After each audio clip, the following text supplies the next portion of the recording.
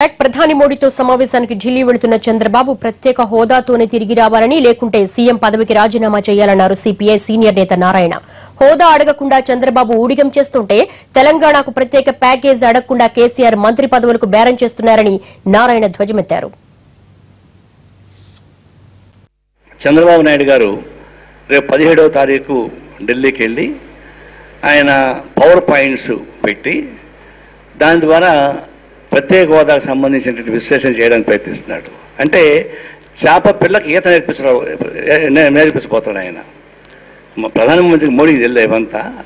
17వ తారీఖే మీరు మాట్లాడి వస్తే ప్రత్యేక హోదాతో తిరిగి రండి, లేకపోతే రాజీనామా చేసి బయటికి రండి. రెండిట్లో ఏదో ఒకటి చేయకుండా వస్తే మాత్రం ఆంధ్రప్రదేశ్ ప్రజానీకం మమ్మల్ని తీవ్రంగా నిరసిస్తారు.